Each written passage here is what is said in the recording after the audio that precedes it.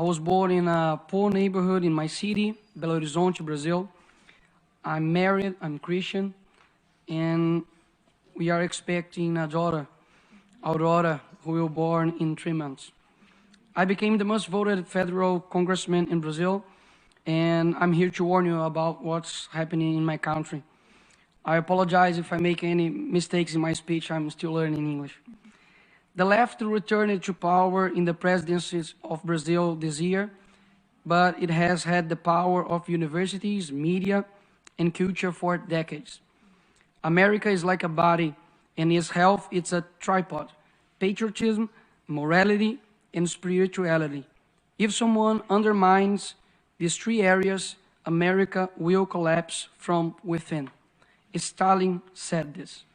They have known the secret for a long time and use all possible means to achieve their goal, the destruction of the family. But you may wonder, wouldn't that be too radical of an idea?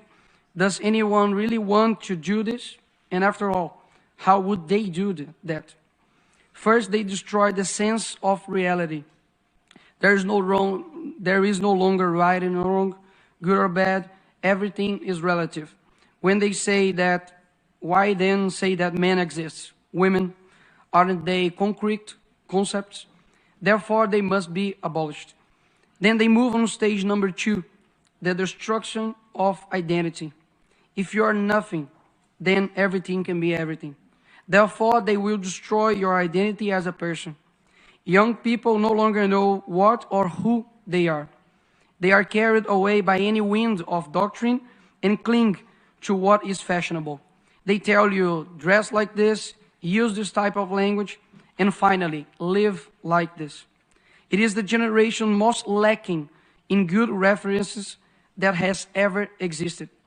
After all, the left replaced Jesus with a Black Lives Matter activist and exchanged the cross, which represents injustice, against an innocent person for symbols that represent nothing other than selfishness of activism itself.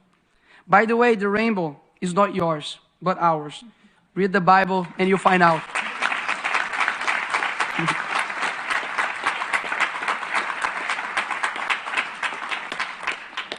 Also, beauty no longer exists. The focus is on shocking, whether in fashion, music, films, and TV series.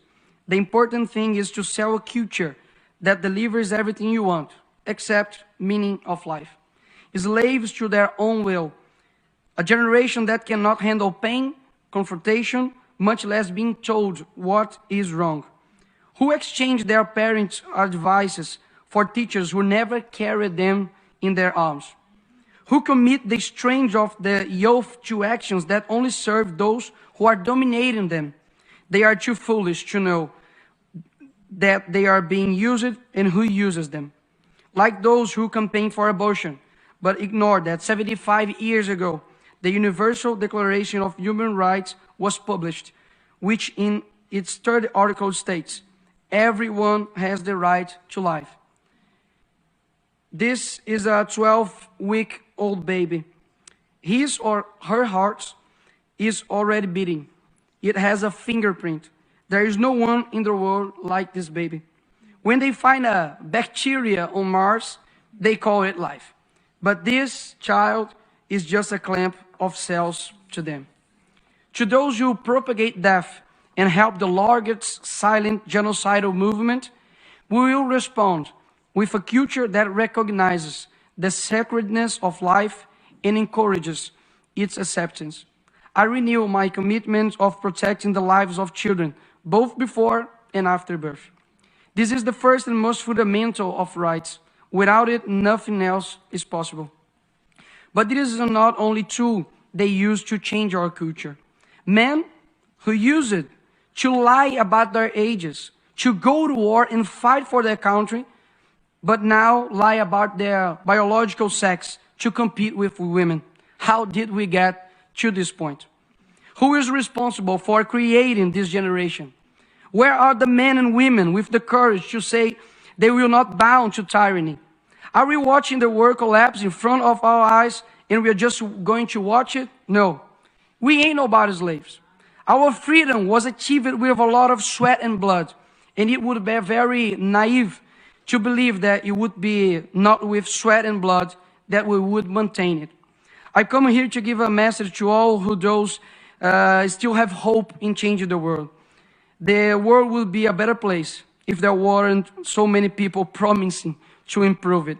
It's a quote from philosopher Olavo de Carvalho, and that fits perfectly with Greta and Leonardo DiCaprio, for example, that supported our socialist president called Lula, a thief that should be in jail, and now we have Amazonia with the worst fire in 15 years, and they are just in silence and disappeared. Let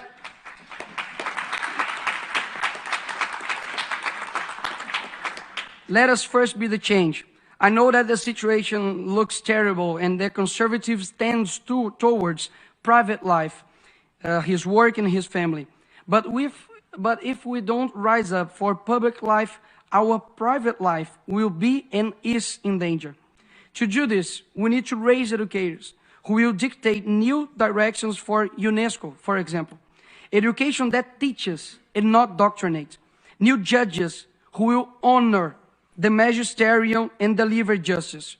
And not like some of Brazil's Supreme Court who have betrayed the Brazilian people and persecuted their political opponents.